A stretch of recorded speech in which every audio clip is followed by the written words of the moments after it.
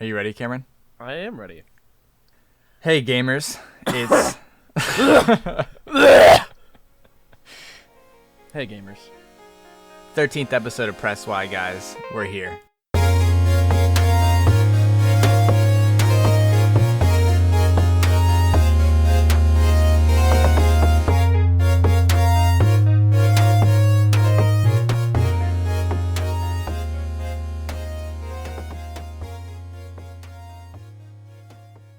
So, Sony has confirmed that the security breach that we talked about last week did take place. Last week we talked about how a ransomware group has claimed to hacked into Sony's online servers and was attempting to sell the information. In a report by Bleeping Computer, Sony has confirmed that this is true and that it is currently investigating two major data breaches that have occurred this year. Investigations are underway. Score. Yeah. Love investigations. And I love Sony, so this is good. Got two things you love in one little pocket of news here. Yeah, man.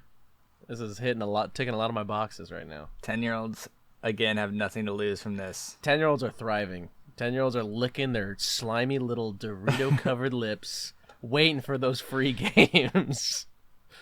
All right, next up. Earlier this week, reports have started to come out that Naughty Dog laid off around 25 developers who are rumored to be involved in the upcoming Last of Us multiplayer game development. The next day, principal monetization designer Anders Howard, who joined Naughty Dog back in 2022 to work on the Last of Us multiplayer game, also left the company. Anders Howard previously worked at Epic and helped form the core of the Battle Pass progression strategy. So these workers that were laid off are mostly quality assurance contractors who saw their contract cut short. Full-time staff are reportedly unaffected, according to Kotaku. Kotaku also reported that the 25 developers who are being laid off were not offered severance and that Naughty Dog staff are being pressured to keep the news quiet. Bloomberg reported that following a negative internal review by developers from Bungie, Sony diverted resources away from the Last of Us multiplayer game, and Kotaku reports that the game is currently on ice, but not completely canceled. So it just sounds like there's a lot of just not good news coming out around the Last of Us multiplayer game, and they're just kind of like taking people off of it, laying people off that are involved with it, and I guess now that Sony owns Bungie, maybe Bungie's doing internal reviews of other internal studios multiplayer games, and I guess that didn't go well.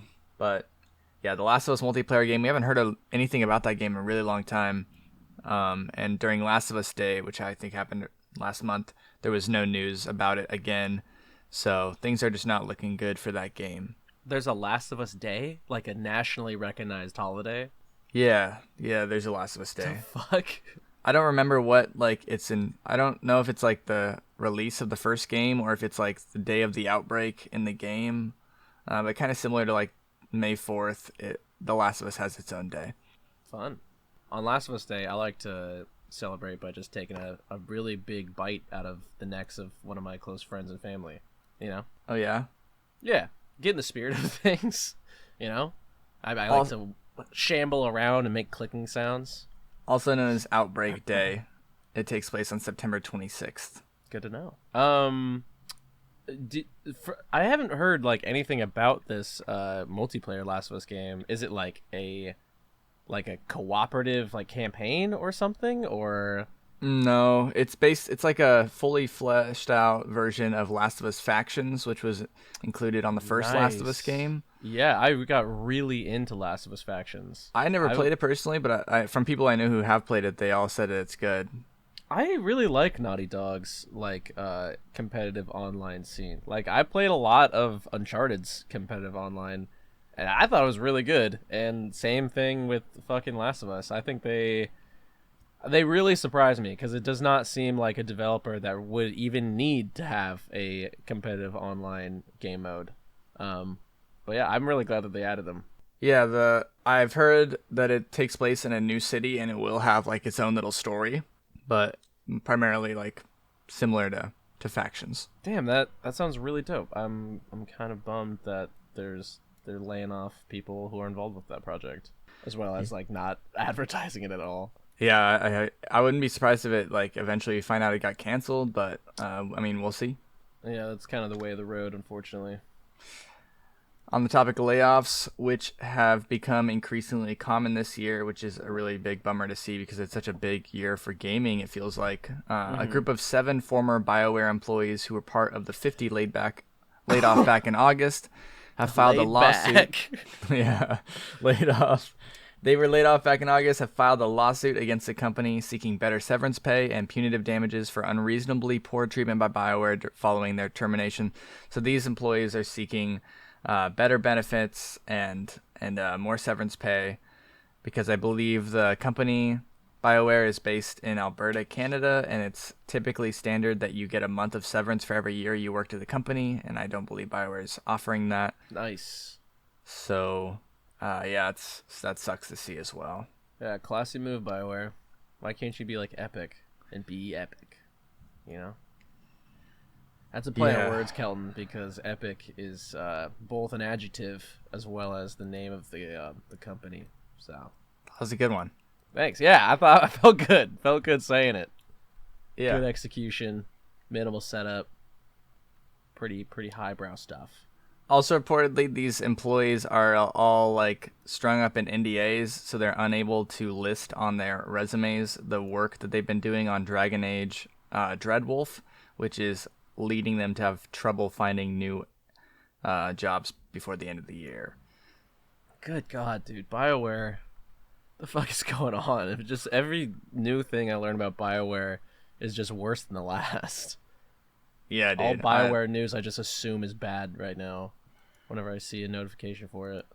Hopefully just this bad press will lead EA to like just give these people more help. It seems like it, which is a real shame too, because like I'm a big Dragon Age fan and also Mass Effect, so I do not want to see. This is not a company I want to see fail. I don't want to see any company fail. Here's some better news for you, Cameron. In a recent data mine on Baldur's Gate 3, a developer note was found on a romance scene of Asterion, requesting that the voice actor Neil Newbon be a little less horny. The note points out that the voice line should be said slightly horny, and then in all caps, only slightly Neil. Man, that guy must have really been putting his whole heart and soul into it. Yeah. If they had to make that adjustment. I actually get that note on almost every Press Y episode. We get an email requesting that I try to sound a little less sexy. Yeah, from me. I'm like, man, you really got to tone it down. Directly from Cameron. It's a lot of breath in my ears. I'm sick of editing out all the horniness. Every week, you guys listen to an edited version of the real episode where I sound less horny. Mm-hmm. There's a setting in Audacity that lets you turn down the horniness. Eventually, when we open up our Patreon, you guys will be able to listen to the horny versions. Yeah, it's a lot slimier. There's more like ASMR involved. It's gross. It doubles in length. Just like I double in length. Nice. Nintendo has announced that it's shutting down the online. That's hard transition. yeah. Let's talk about Nintendo. Let's get back into the bad news. On October 4th, Nintendo announced it's shutting down the online servers for 3DS and Wii U games in early April of next year. This includes online communication, online cooperative play, internet rankings, and data distribution. The eShops for both these platforms were shut down back in March. So yeah, seems like we are sunsetting the 3DS and the Wii U. I'm kind of shocked it took this long because I literally don't know anyone that currently owns a Wii U at all. Like I'm fucking flabbergasted that it took this long to shut down the like online stores for the Wii U and the 3DS. It's like when was the 3DS released? Cameron's flabbergasted. I am. I don't know when they were released, but we know we're reaching the end of the Switch lifeline. So lifespan. So I guess we're shutting down. 2011 was the 3DS. Shutting down. 2011, Kelton. There's 13-year-olds out there who've been alive for as long as the 3DS. That's what I'm saying. I think maybe we're a little too attached to the Wii U and 3DS. I think maybe we shut those shops down 2 years into it. You know? Just right in. Yep, just fucking. Did it while it's hot. Yeah, that's just my opinion though. So we are 1 week into October, and some of the games we talked about last week have come out, and some of them are not out yet, but their review embargoes have lifted. So I wanted to jump into two of these games. Assassin's Creed Mirage. Let's look at the reviews, guys. IGN and Game Informer have given the game an 8 out of 10, praising the back to the basics gameplay and focus on stealth similar to classic games, so it sounds like Ubisoft wasn't lying when they said the game was a return to the classic Assassin's Creed formula. GameSpot gave the game a 6 out of 10, saying that the game requires you to have knowledge from previous games to be interesting. The Gamer gave it a 3 out of 5, saying that the game is too busy fawning over the Ezio trilogy to notice how aged it's become.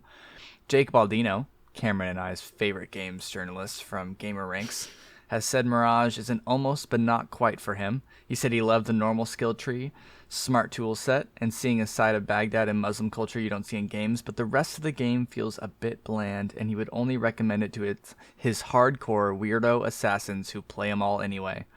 So yeah, Assassin's Creed Mirage, it sounds like it's a good game. It's not an incredible game, but it is like what you would expect from a game released back during the Ezio era. So if you're looking for more of that, a new title like that, and you haven't had one in a long time, maybe this will scratch the itch. Did you say that a plus for Jake was that it had normal skill trees? Yeah, he thought the skill... Fuck, what kind? Aren't like all skill trees pretty normal? Well, I've also seen that Assassin's Creed Mirage, it's a $50 game. I heard it's short. You can beat it in under 30 hours, or maybe around 20, 25. So people keep saying that like it respects your time with a limited tool set and a limited skill tree.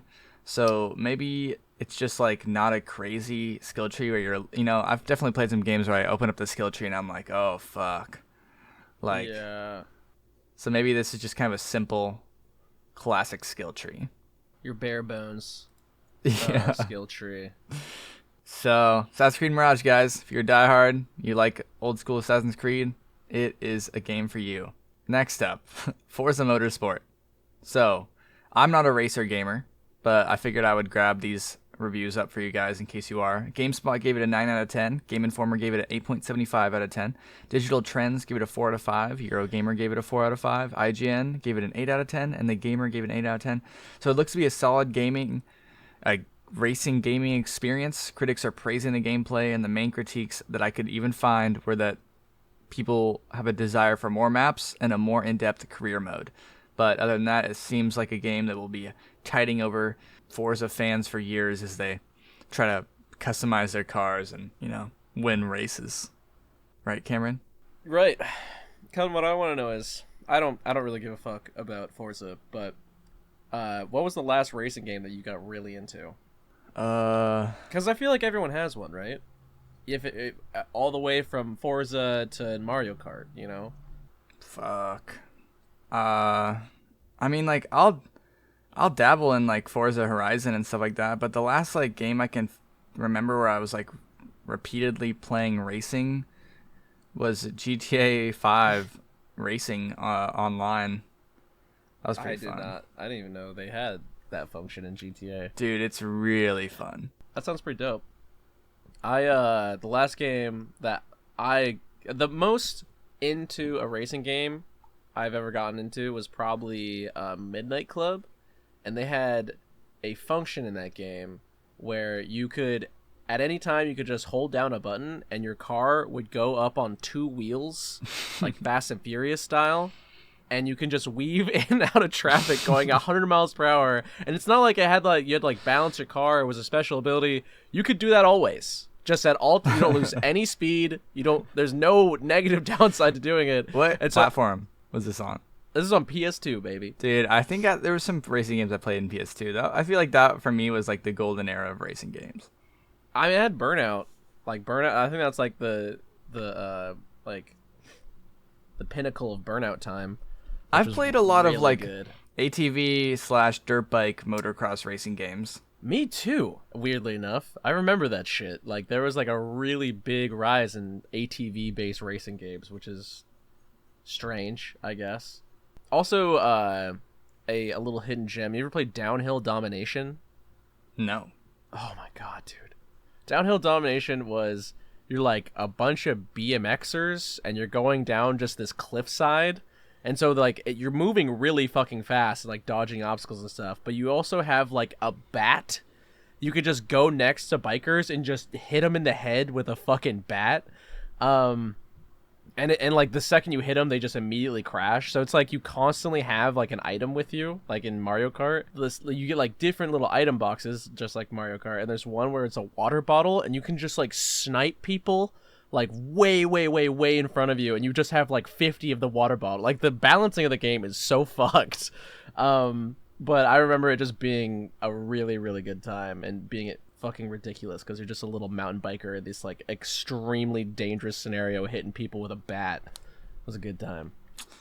On the topic of old games, Cameron, I went and looked again at games that have come out 20 years ago and 25 years ago. Score. So, you ready? You ready, Cameron? Holy shit, it's the 3DS. Can you believe it came out 25 years ago? So, 20 years ago, October of 2003 was actually insane.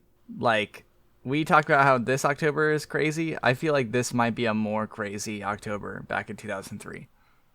We got Beautiful Joe. Yeah. I know that I had to mention yeah, that one. I knew baby. That you'd get excited. Fuck yeah, that game slaps. We got Jack 2. That's my favorite Jack game, I'm pretty sure.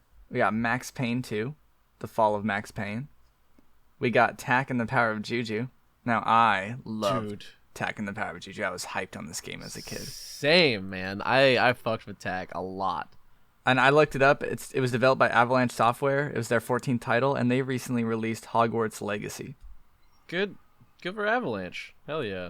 Yeah, Tak and the Power of Juju, man. Do you remember this? This got like multiple sequels and like a Nickelodeon show. Yeah, I watched all of them, and I played all of them. I played the fucking Game Boy Advance game. I was so weirdly loyal to Tak and the Power of Juju. It's crazy. Dude, that's funny, because in the same month, I played a Game Boy Advance game called Spyro Attack of the Rhinox, and this was, I was very loyal to Spyro, big Spyro fan. Spyro Attack of the Rhinox, man, I remember that was like one of my first experiences playing a licensed PlayStation 1 game on the Game Boy and being like, whoa. You don't really see a whole lot of like mascots in gaming. Like I feel like that was really heavily pushed when we were growing up to like specifically cash in on kids. So I wonder what like are the mascots that kids are like so brand loyal to nowadays. It's probably like, Fortnite, Roblox, and Five Nights at Freddy's. But those aren't even like besides Pokemon. Freddy's, there's not even like real mascots for those things. I guess Pokemon too.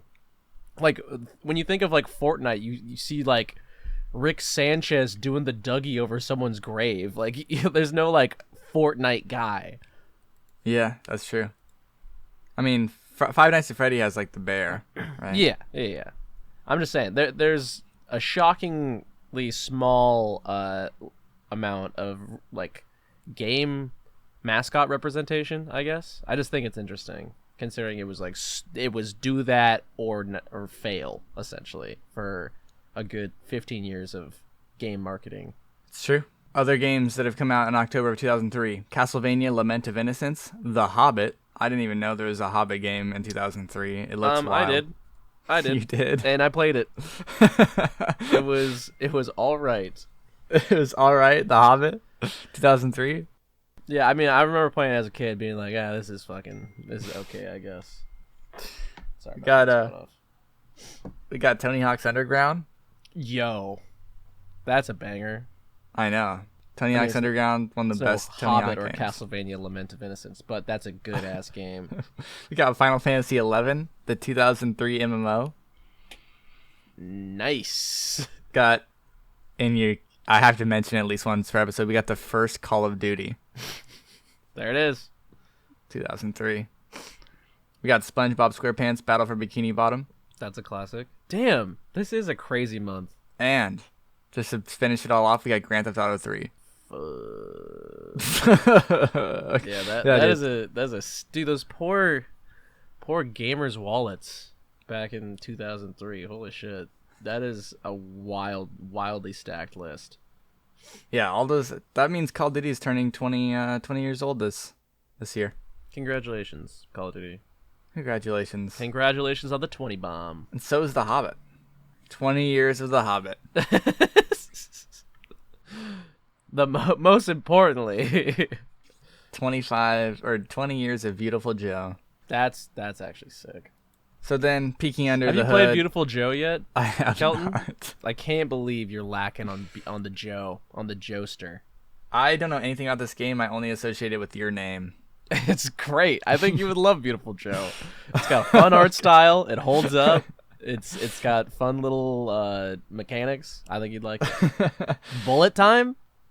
It's got bullet time. Anti-bullet time where you speed everything up? Holy shit, it's so dope. It's also incredibly difficult. For no reason. But You're yeah. selling me on this. Yeah. Speed it up and it's hard. Yeah, man. It's Nice. a good time.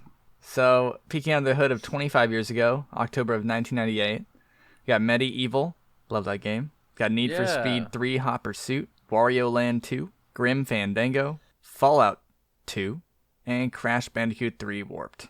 So, not as stacked in 1998, but they still had some solid entries. Boo. Fallout 2, one of the greatest RPGs ever made, and that's... Grim Fandango has a big fan base, you know.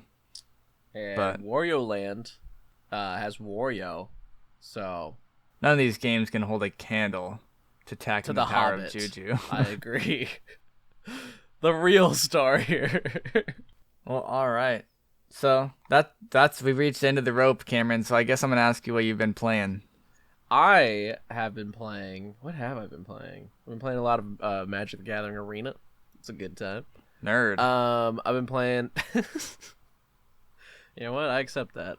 I'm a stinky big old nerd who loves a good planeswalker. I've been playing Liza P. That's been sick. Nice. How far Uh, into Liza P are you? I'm not super far, honestly. I've only 40 probably minutes. I probably play. I played like 2 hours. Okay. Nice. I've been playing Jedi Survivor. Nice. Dude, and it's How is it? Dude, it's wild actually, because I was gonna bring up Liza P because I constantly think about Liza P while I'm playing Jedi Survivor because they're both Souls-likes. Mm-hmm. Obviously, Liza P is way more faithful and feels way more like a Souls-like than Jedi Survivor does. I'd say Jedi Survivor is more inspired or like loosely inspired. Jedi Survivor, for one, has difficulty options, has like a story, easy, normal, and hard. It definitely seems a lot more accessible than your average Souls-like.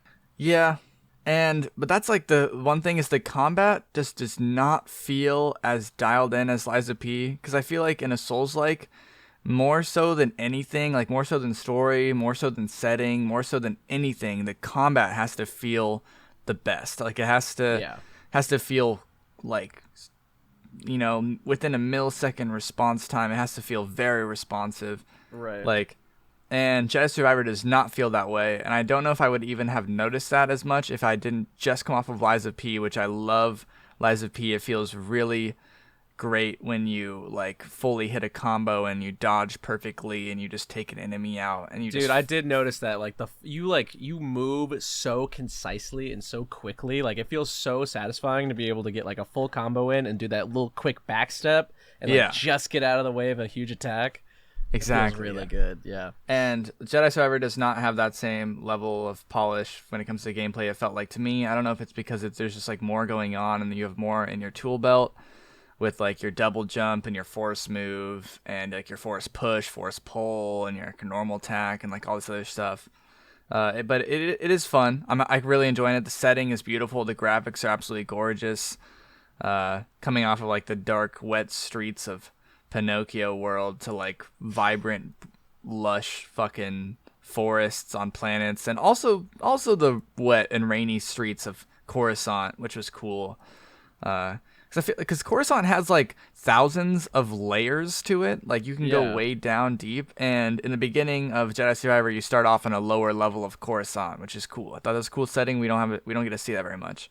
But right now I'm on like a lush forest planet, which is cool. I feel like with Star Wars games specifically, a lot of the times they opt for like the forest planets or the desert planets. But I like Coruscant a lot. Like I think there's a lot of like fun stuff you could do with it. It seems like a fun environment to like traverse and stuff. So it's cool to see that they used it. Yeah. I agree, and that's another thing is the character customization in Jedi Survivor is pretty funny. You can give your guy like there's like 30 different haircuts and 30 different beards and all this shit. So I've given my guy like a mullet, a handlebar mustache, and like sleeveless shirt. So he just looks like yeah. a country boy running around. I made his lightsaber all like old and rusty and like deteriorating. He's just like, and it's pretty funny because in the cutscenes, you know, he's like like savior guy. He looks but... like he's fucking stormed the Capitol. Yeah, he looks like he's drinking a Monster Energy or like a Nos right before this. That's a good vibe. That's a fun Cal Kestis to play as. Yeah. It's been interesting. I usually don't like mess around that much with my character customization in terms of like trying to make my character look silly, but I was like, all right, it's Jedi Survivor, like whatever. But other than that, I've been playing some Apex still, you know, playing some Fortnite. What a sad, and sad little laugh. A little bit of Sea of Stars. I have not gotten back to Starfield in a minute now. I keep meaning to, but I just haven't done it. And then, you know, we're like a week and a half away from Spider-Man 2 and Mario. The big boys coming out. I cannot wait to This week is where I turn need into to an capitalize elephant. on my backlog. I can't wait to turn into an elephant, man. That's awesome. I can't wait to turn into an elephant. That's huge for you, buddy. It's so huge. I can't wait to turn into a Italian man who loves to plumb. Ooh. And then Alan Wake 2, so close. So close. Oh, I played Foam Stars. Did you ever get your hands on that? No, I didn't play Foam Damn, Stars. Cameron, you were Did so you like excited. I didn't like it at all. Yeah, man. I got like exclusively bad texts from you when you were playing it.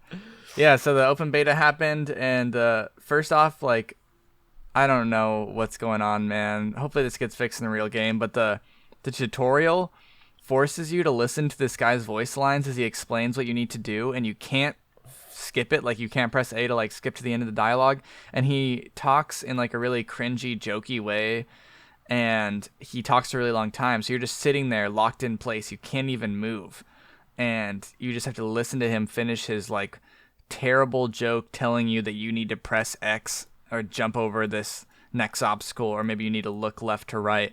And, you know, like, tutorial guys, like, you should have the option to fully skip the tutorial altogether, let alone have to sit there and listen to some dialogue option for, like, a really long period of time. That put a sour taste in my mouth going right into the multiplayer.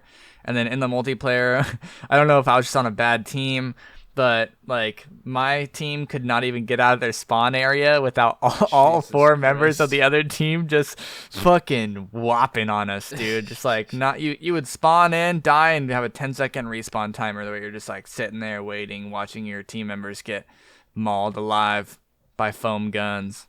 Damn. Before you get released back into the thing like to also get killed. Foam D-Day right there, man. That's like the beaches in Normandy, except with foam. Yeah, equally watching your comrades depressing. getting mowed down right in front of your eyes. It's like Walter White in the car. But you're locked behind the respawn, just screaming.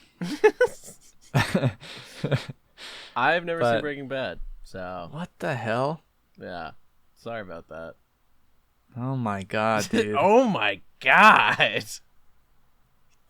Cameron. I have to be vulnerable with you, Kelton. I don't even know what to say, dude. I'm sorry, man. You haven't seen Breaking Bad? I have seen Foam Stars gameplay though, and gotta tell you, not super thrilled about it because I feel like what's it? Fucking Splatoon. It's like so charming and like fun to look at and seems so whimsical, and Foam Stars just doesn't seem like any of that. Like I don't give a shit about any of these characters or like they don't look different or. I don't know. I'm not for it. I don't know, man. I don't know. Sound like Batman. All right, guys. I think that's going to wrap it up for episode 13. 13, guys. 13 weeks of Press Y. 13. We did it. Oh, and I guess Friday the 13th isn't anytime soon. But it's in October. This will be Press Y Friday the 13th. Yes. Friday of Press Y the 13th. On the 5th. On the or 6th. Sorry, it's the 6th. My apologies. Okay. Yeah, Cameron. Okay. Kelton, sign us off. Goodbye, guys. Goodbye.